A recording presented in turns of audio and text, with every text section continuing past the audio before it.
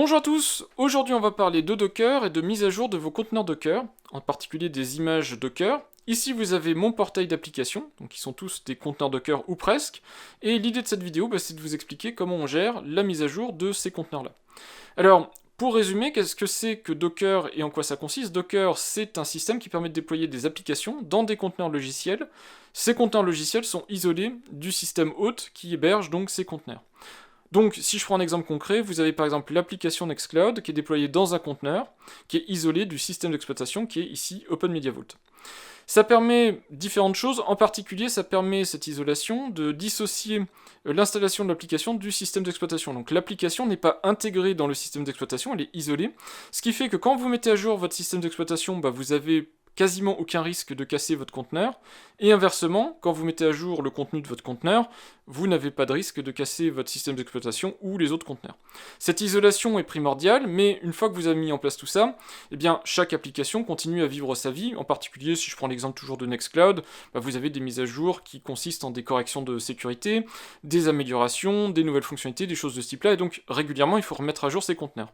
L'objectif de cette vidéo, c'est de vous expliquer comment on met à jour justement ces conteneurs, en tout cas ma procédure pour mettre à jour les conteneurs, pour être informé d'une mise à jour, pour aller récupérer l'information de en quoi consiste cette mise à jour, et ensuite pour appliquer la mise à jour, tout ça avec des procédures sécurisées pour sauvegarder des données et des choses de ce type-là, pour être sûr qu'on s'y prend bien, et qu'au final, on a une mise à jour qui est fonctionnelle à la fin. Tout ça, je vais vous le montrer sur mon NAS. Le NAS, c'est la machine qui est ici, c'est un serveur.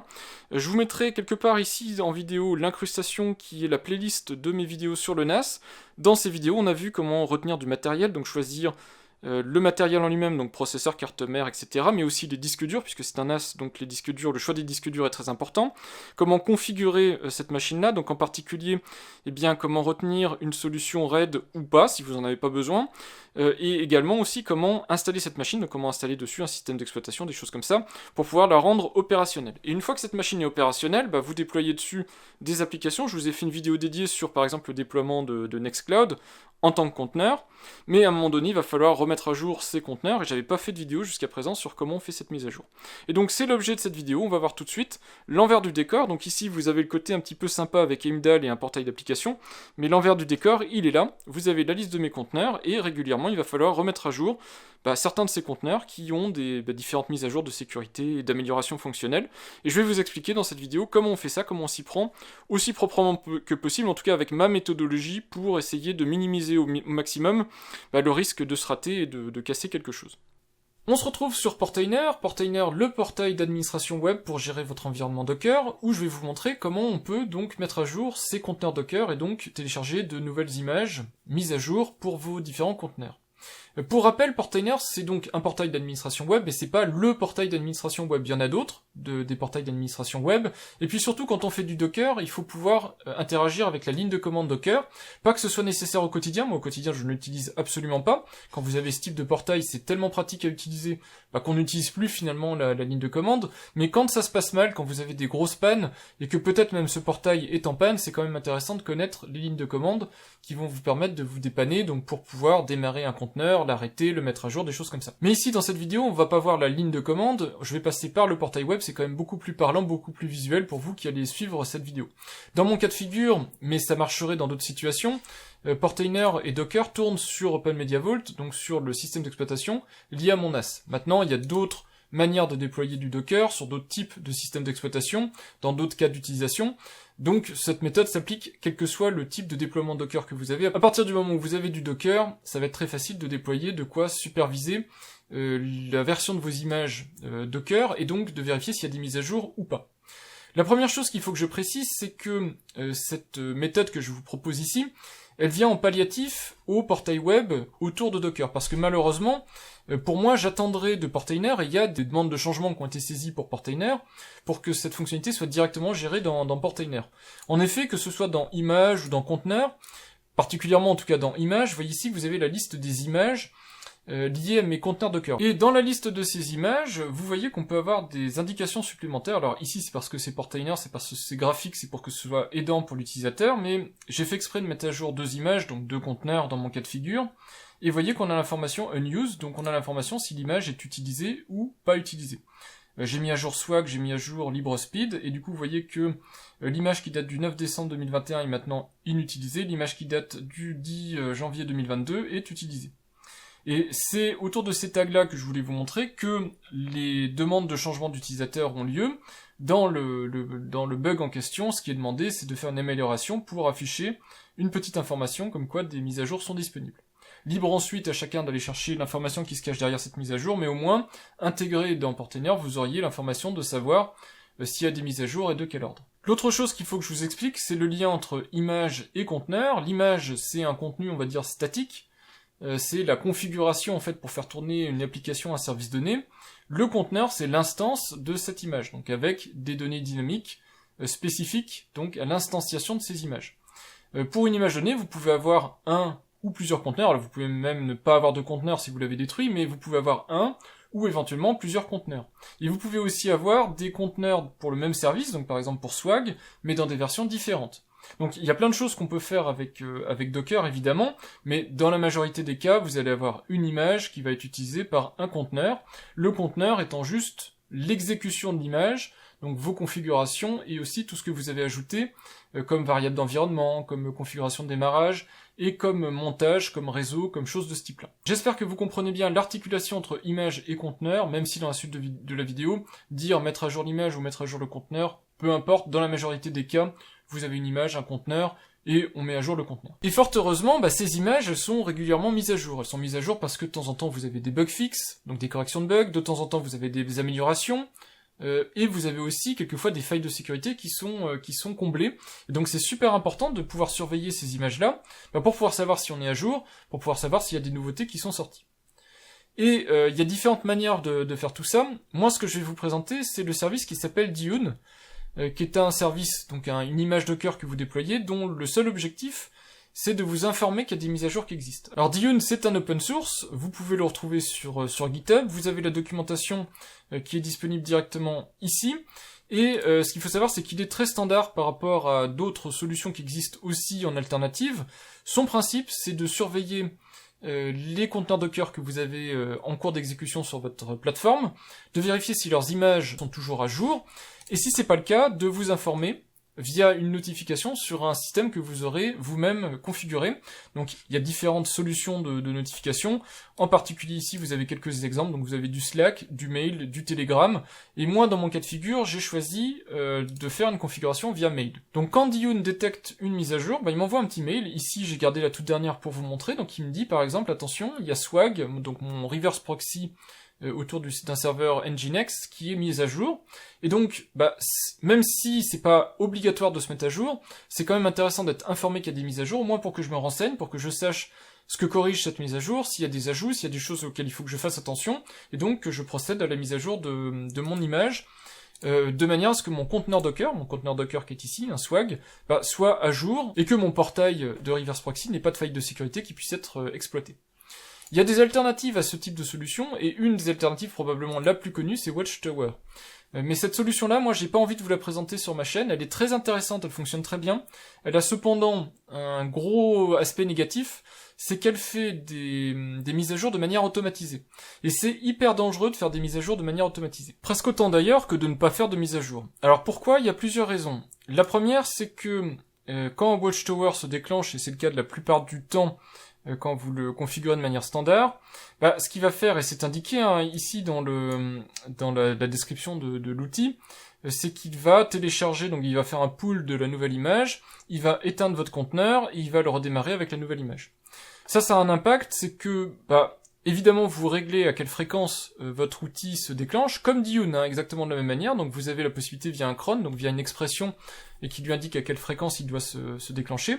Vous pouvez lui indiquer quand est-ce qu'il doit se déclencher, mais peut-être qu'à ce moment-là, votre machine est occupée à autre chose, peut-être que vous êtes en train de l'utiliser, peut-être que vous avez un service qui est en train d'utiliser quelque chose, et c'est peut-être pas le bon moment pour faire ce redémarrage automatique. Et donc ça déjà c'est un premier souci, même si c'est normalement une opération qui est très courte et qui va aller très vite, vous allez quand même tuer, de manière propre, mais tuer le conteneur en question, ou les conteneurs s'il y a plusieurs mises à jour à faire, et c'est peut-être pas le bon moment pour le faire. L'autre point qui est pour moi encore plus critique dans ce type de choses-là, c'est que vous ne savez pas, puisque ça se fait de manière automatisée, vous ne savez pas quel est le contenu de la mise à jour qui va être déployée. Et donc peut-être que suite à cette mise à jour-là, vous allez casser quelque chose qui fonctionnait sur votre machine. Peut-être même qu'il y a quelque chose qui ne fonctionnera plus parce que c'est une régression ou parce que vous étiez dans une situation qui n'est plus supportée. Et malheureusement, un grand nombre de mises à jour de ce type-là sont non réversibles. Elles sont non réversibles parce que c'est très facile de revenir en arrière sur une image Docker. Donc vous avez ici la liste des images. Vous allez voir dans un instant quand je vais mettre à jour l'image Docker, vous avez toujours l'ancienne image qui est disponible.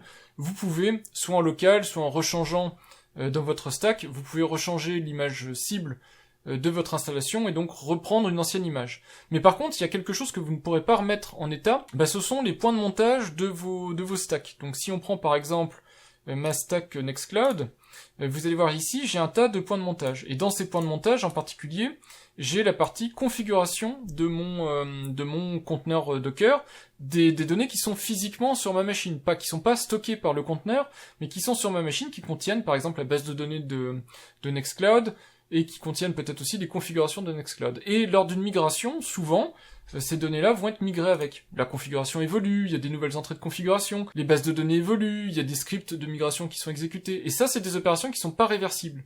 Et donc, si vous n'avez pas, en amont, déclenché une procédure de sauvegarde de ce type de répertoire-là, avant de faire l'upgrade, vous risquez potentiellement de ne pas pouvoir revenir en arrière, puisque en réappliquant l'image précédente, les fichiers de configuration, les bases de données ne seront plus correctement comprises, et donc au final vous serez bloqué. Vous serez dans une situation où vous aurez fait la mise à jour, mais vous n'aurez pas la possibilité de revenir en arrière. Et pour moi, c'est les deux plus grosses problématiques à prendre en compte quand on gère des images Docker, c'est d'identifier s'il faut faire une mise à jour et en quoi elle consiste, et ensuite d'être en capacité, si ça se passe mal, de revenir en arrière pour pouvoir se remettre dans une situation fonctionnelle. Il y a évidemment, même autour de Watchtower, des manières de faire, mais c'est assez compliqué. Moi, ce que je vais vous expliquer, c'est juste comment on identifie qu'il y a des mises à jour, qu'est-ce qu'on regarde en termes de mise à jour, quel est le contenu d'une mise à jour et compagnie, et comment on applique une mise à jour. Et ça, je vais le faire avec Dune, vous allez voir, c'est très simple, et à mon avis, ça suffit largement à la majorité des usages que vous aurez, et au moins, je suis sûr qu'en vous expliquant ça, vous aurez compris les problématiques, et si vous voulez déployer Watchtower, vous verrez que c'est exactement le même principe de déploiement, les paramétrages sont à peu près les mêmes, donc si vous avez compris pour l'un, vous pourrez faire vous-même l'exercice pour l'autre, ça se fera à peu près de la même manière. Alors Dune, comment il s'installe? Vous allez ici dans la section installation, From Docker Image, et vous verrez que ici vous avez directement les informations d'installation. Donc soit vous êtes en ligne de commande, on vous donne ici la ligne de commande, mais moi je vous l'ai dit, on le fait avec Portainer, donc avec Portainer vous avez ici une description d'une manière possible de configurer Dune. Alors je vais vous montrer moi comment je l'ai configuré, comme ça vous verrez mieux comment je vous conseille de le configurer. Donc dans Portainer, dans Stack, vous faites ajouter une nouvelle stack. Donc moi je réouvre ma stack, donc je fais edit, puisque je ne vais pas recréer une nouvelle stack. Et vous verrez ici que ce fichier-là ressemble quasiment au fichier qui est là. Je l'ai adapté sur quelques points, et je vais vous montrer ensuite les points que j'ai adaptés. Donc vous avez la version de Docker Compose, ici on est sur un Docker Compose 3.5, un seul service qui est déployé, c'est le service Dune. Même si Docker Compose, une des fonctionnalités c'est de déployer du multiservice, honnêtement moi je passe que par du Docker Compose, ça permet d'avoir ici la description même d'un seul service, mais au moins on voit clairement ce que je déploie et comment je le déploie, et c'est très pratique ensuite pour gérer ses conteneurs, les mettre à jour et tout ça. Donc moi je vous conseille de faire comme ça. À partir du moment où on a l'accès à Docker Compose, c'est beaucoup plus facile que de gérer Docker par de la ligne de commande. Ensuite, si vous savez comment faire directement en créant des conteneurs, puisque vous pouvez aussi directement ajouter des conteneurs, dans ce cas-là, de toute façon, c'est décrit aussi dans ce type de documentation, et vous pourrez faire de cette manière-là. Personnellement, je choisis toujours la dernière image en date quand je déploie mes conteneurs. Donc ici, vous voyez qu'il y a les tests, et d'ailleurs, c'est décrit aussi dans la plupart des exemples. On va vous présenter ici les tests. Vous avez le choix, éventuellement, de mettre une image en version fixe. Donc ici, vous pouvez mettre un numéro de version. Il faut aller après consulter les différents numéros de version disponibles, mais vous pouvez mettre un numéro de version pour rester sur une version très précise de votre conteneur Dune, ou de votre conteneur de manière générique, et de ne pas le mettre à jour si vous savez que par la suite, par exemple, je sais pas, une compatibilité cassée ou ça marche moins bien, vous pouvez rester bloqué sur une version donnée. Mais en tout cas, c'est sympa parce que quand la première fois vous allez créer votre conteneur, vous êtes sur la dernière image, donc les tests, et surtout cette image-ci qui s'appelle Dune les tests, si je rentre ici dans le conteneur, vous avez la possibilité de faire recreate, et recreate, vous avez ici pull latest image, et donc il va aller rechercher l'image qui correspond à ce que vous avez demandé sur votre conteneur. Donc ça on le fera juste après pour Swag, je vais vous montrer, ça se fait de manière très simple. la mise à jour en elle-même est vraiment facilitée. Donc on retourne sur la configuration maintenant de Dune. Donc je choisis l'image en date, donc la dernière image en date. Je donne un nom de conteneur, ça c'est pour être sûr que dans la liste des conteneurs, le conteneur en question s'appelle bien Dune, mais par défaut normalement c'est le nom du service, il n'y a pas de souci.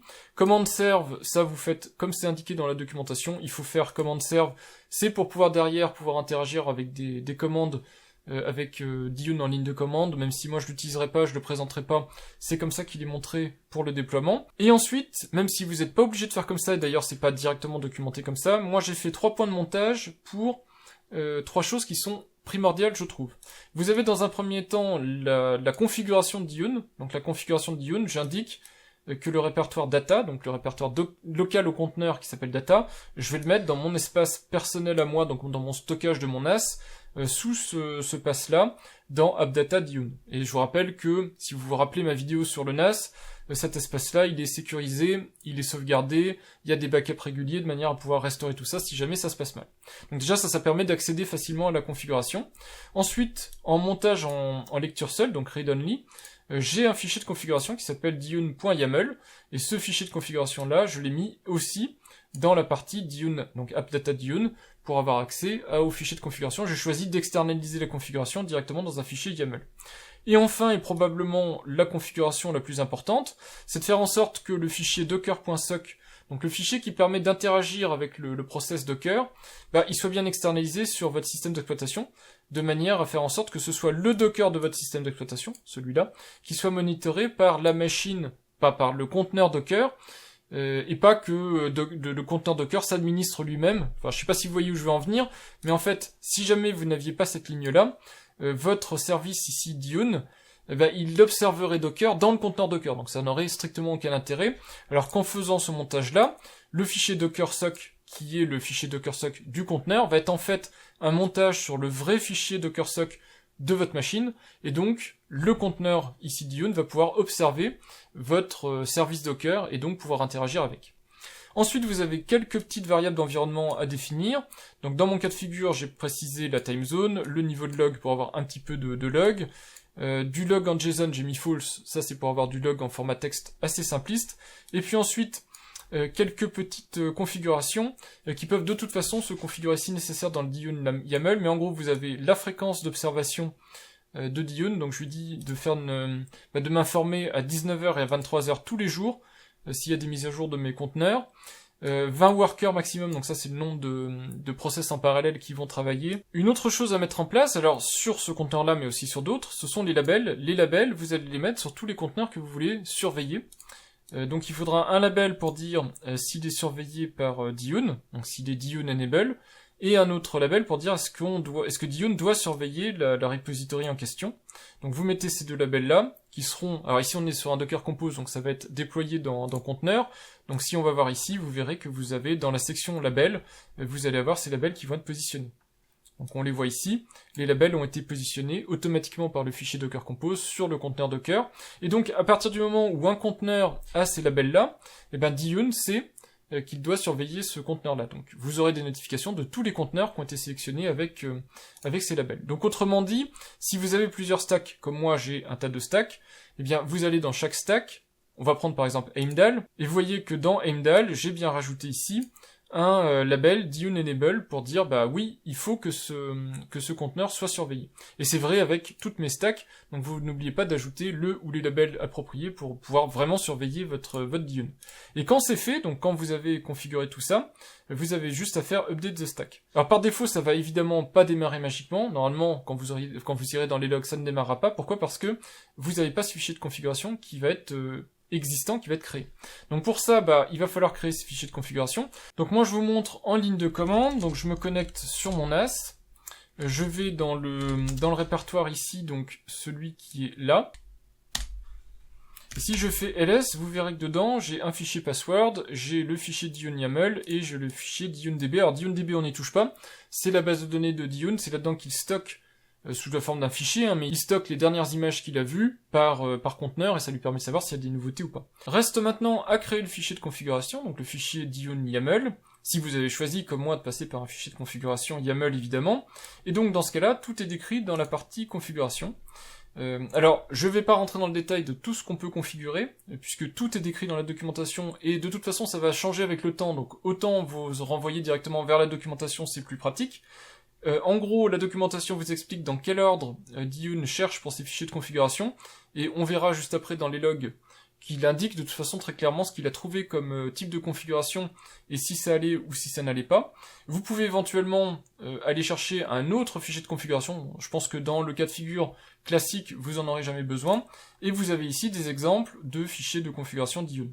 Alors moi je vous l'ai dit, cette section-là, je l'ai configurée directement en variable d'environnement, schedule et workers. Pourquoi? Parce que je trouve ça plus simple de changer la fréquence d'exécution par exemple de Dune directement dans mon interface web plutôt qu'avoir à me connecter en SSH ou aller modifier un fichier de config.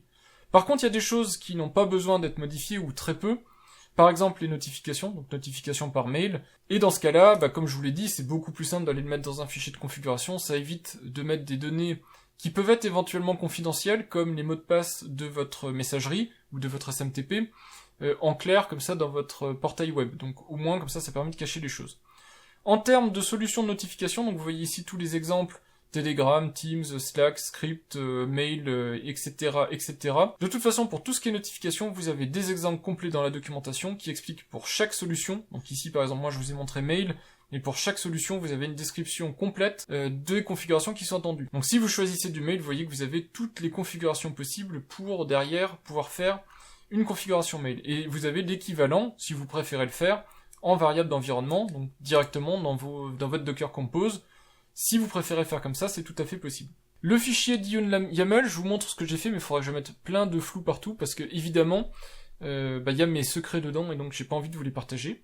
Moi j'ai choisi de n'y mettre dedans que la configuration de notification, le reste je l'ai mis dans les variables d'environnement que vous voyez ici. Dans mon cas de figure, moi j'ai juste mis la partie notification, donc le host c'est smtp-gmail.com, donc je choisis d'envoyer des mails par Gmail. J'ai choisi ça comme système de notification, je vous l'ai expliqué. Port 465, SSL true, insecure skip verify false.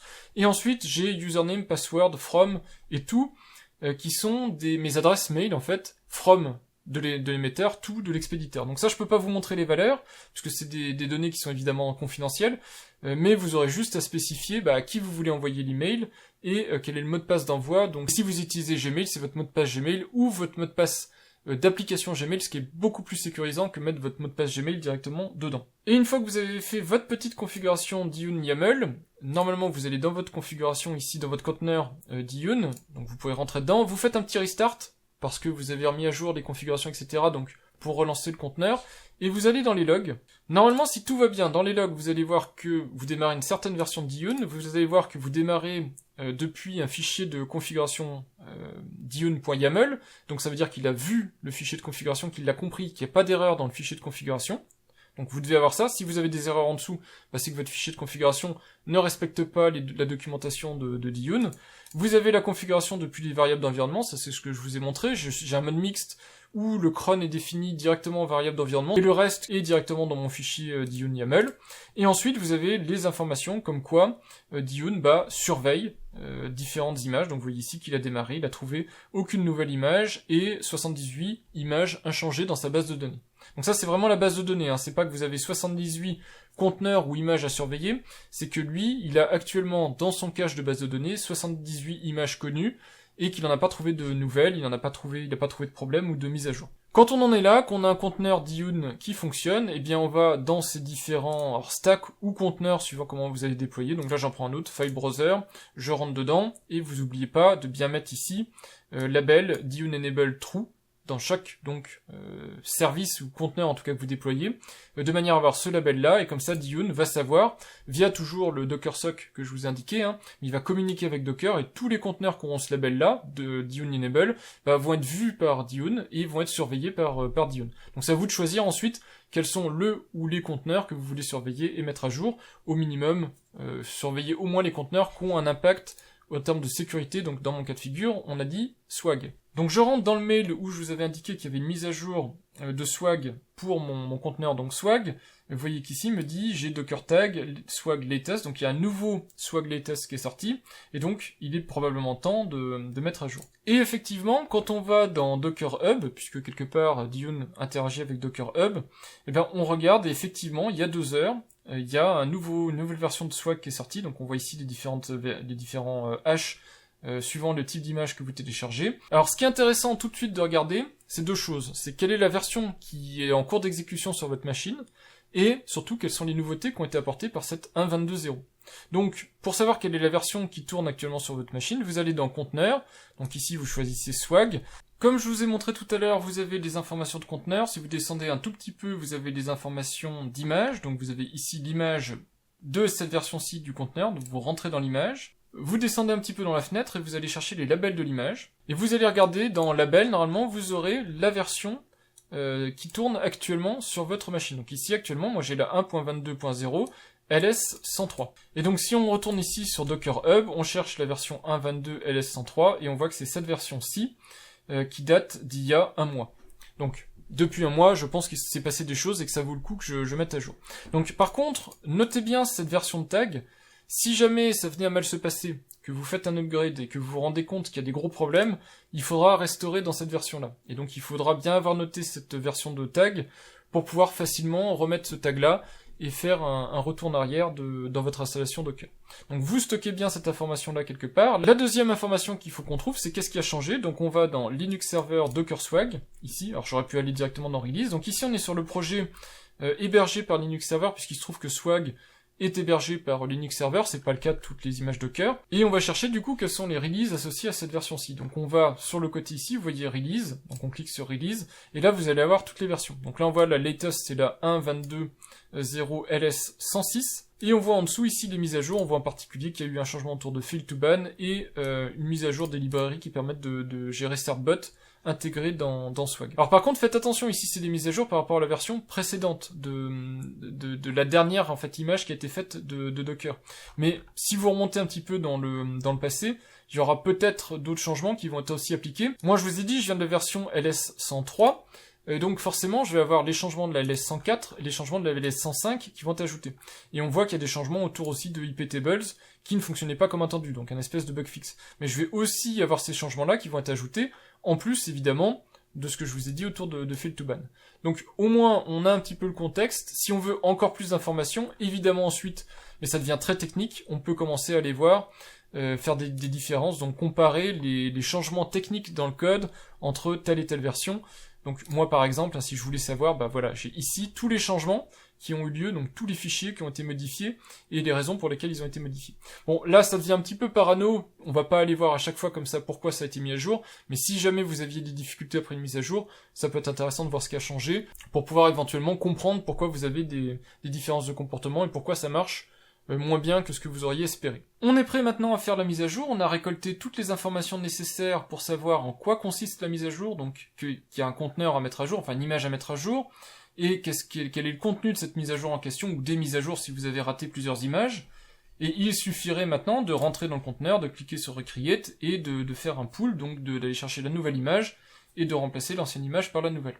Évidemment ça se fait en un clic, ça se fait en quelques secondes, mais ce qui est primordial de comprendre, c'est qu'avant de faire ça, il faut absolument faire une sauvegarde de votre configuration locale, si vous voulez être sûr qu'en cas de pépin, vous puissiez la rétablir, et rétablir aussi votre conteneur avec l'image précédente, pour presque repartir comme si de rien n'était. Alors, je vous reprécise que quand on va dans les stacks, puis si vous avez déployé en tout cas avec des stacks, je vais ouvrir ma stack Swag.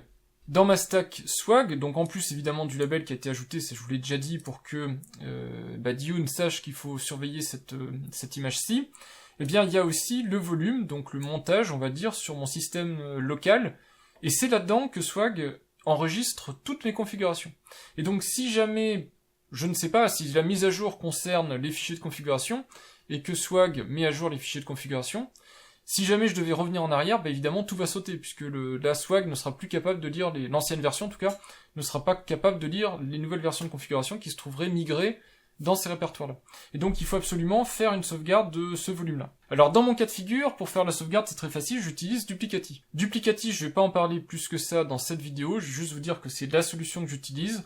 Vous voyez que je sauvegarde les app data, donc ce que je vous ai montré à l'instant. J'ai juste à cliquer sur démarrer maintenant, et ici c'est ma sauvegarde locale, je peux aussi avoir une sauvegarde distante si je le souhaite, mais je vais avoir une sauvegarde locale, versionnée, de mes configurations AppData de Docker, et en particulier donc de Swag. Si jamais il y avait un souci, j'aurais juste à récupérer dans Duplicati la dernière version en fait de cette sauvegarde, la restaurer, et je pourrais repartir comme si de rien n'était, et donc continuer à exécuter Swag dans son ancienne version. Alors c'est un petit peu plus compliqué que ça, non seulement il faut que je restaure la configuration, mais il faudra aussi que je restaure l'image. Mais en soi, je peux faire le chemin inverse et revenir sur l'ancienne version de Swag en cas de problème. Donc n'oubliez pas de faire une sauvegarde, c'est vraiment primordial si jamais vous voulez pas perdre de temps dans le cas où une mise à jour se passerait mal. Donc on est bon, je veux cette mise à jour pour mon conteneur, donc je vous ai dit ça va être très très simple, je vais dans Swag ici, je vais faire Recreate, je suis sûr de mon coup, j'ai fait mes backups en amont, donc n'oubliez pas bien faire vos backups de vos points de montage, donc je fais Recreate sur le conteneur en question, pull latest image, je fais Recreate, et donc là, ce qui se passe en arrière-plan, c'est qu'il y a un Docker pool qui est appelé, donc il va aller télécharger la dernière image, celle qu'on a vue ensemble, et puis il va redéployer le conteneur avec cette nouvelle image. Évidemment, en redéployant le conteneur, donc on voit ici que c'est en cours, il va aussi éventuellement jouer les scripts de migration pour arriver sur cette nouvelle version que je lui ai demandé.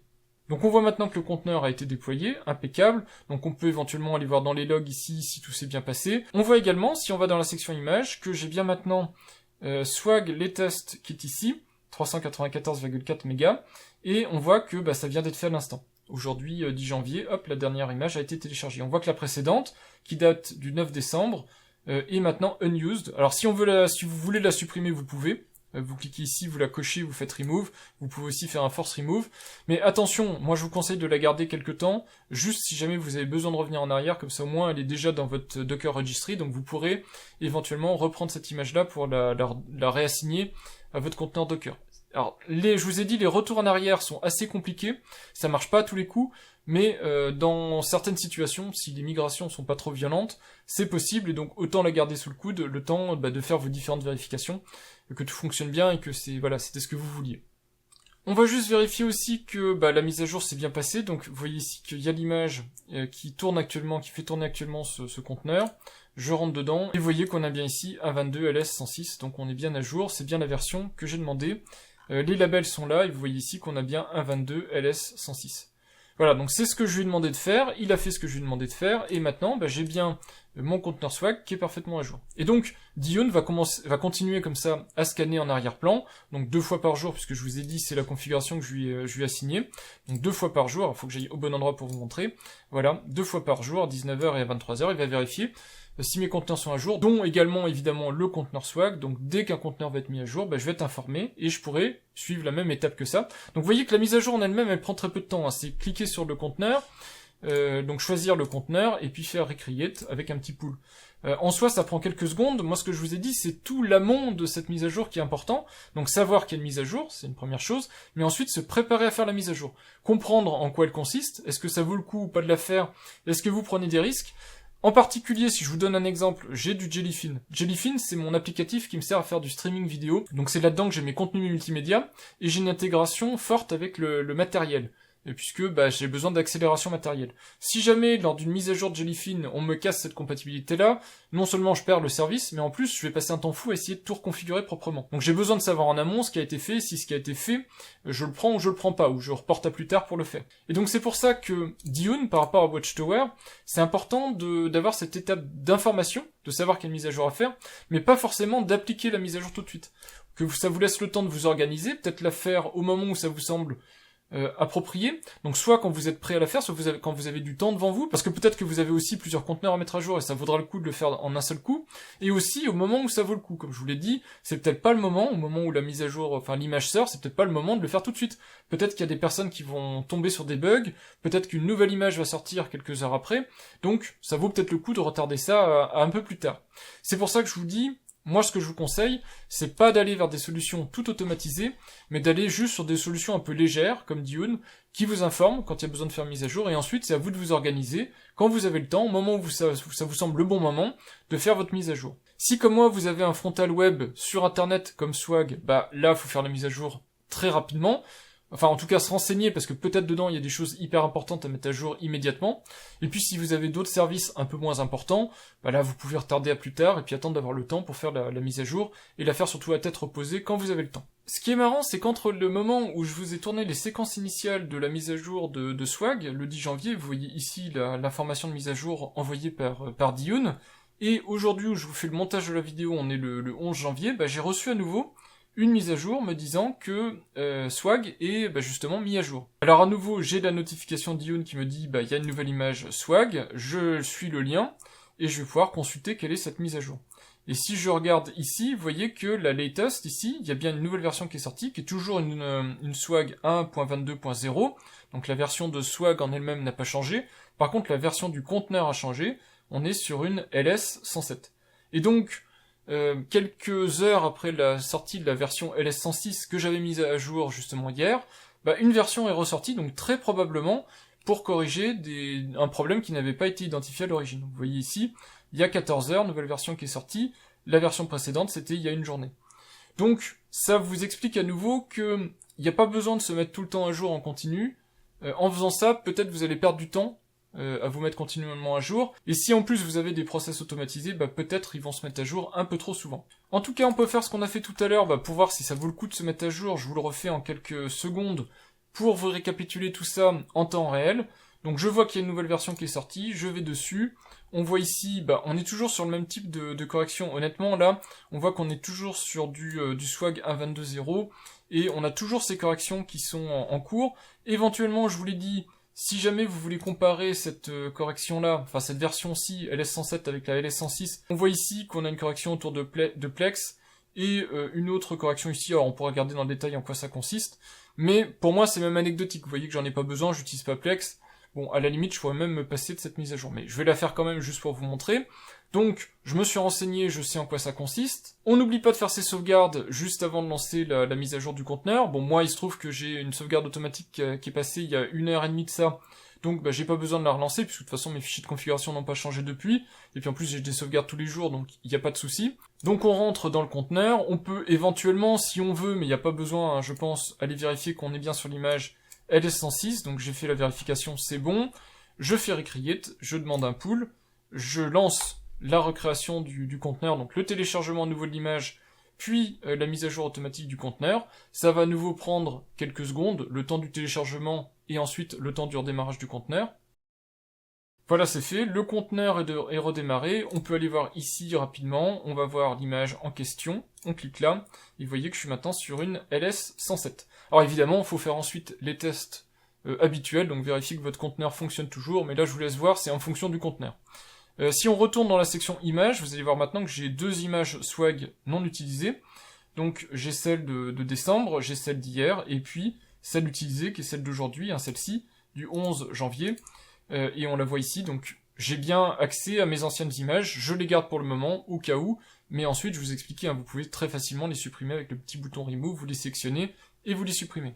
Voilà, j'espère que cette vidéo était claire. Évidemment, ici, on n'est pas sur de la mise à jour d'applications classiques, on va dire. Donc, on n'est pas sur un store, on n'est pas sur Android, on n'est pas sur Windows. C'est un petit peu plus complexe, mais on fait aussi des choses beaucoup plus complexes. Même si, au final, on les cache derrière des beaux visuels, des applications web, des choses comme ça, c'est quand même des choses un peu pointues, tous ces conteneurs. Et donc, il faut vraiment avoir la bonne méthodologie, ou en tout cas, essayer de la mettre en place. Il suffit d'une mise à jour ratée, il suffit d'être allé un tout petit peu trop vite, avoir oublié de faire une sauvegarde, et ça tout peut s'écrouler, et vous perdez au final 1 heure, 2 heures à essayer de tout remettre en place alors qu'au final vous vouliez juste faire une petite mise à jour de rien du tout. Donc c'est important d'avoir les bonnes procédures, comme ça vous ne perdrez pas de temps et surtout vous pourrez vous organiser pour appliquer vos mises à jour au moment où vous avez le temps de le faire et au moment où c'est le bon moment de le faire. Voilà, en tout cas, j'espère qu'avec cette vidéo, vous aurez bien compris les enjeux de la mise à jour de vos conteneurs, comment vous y prendre, et une manière, en tout cas, de vous y prendre, celle que je vous conseille moi, mais après ça, vous pourrez consulter d'autres contenus sur Internet, c'est pas ce qui manque, vous aurez peut-être d'autres avis, d'autres idées sur comment mettre à jour votre installation Docker et tous vos conteneurs. Voilà, merci d'avoir regardé cette vidéo, puis je vous dis à bientôt pour de prochaines vidéos. Au revoir.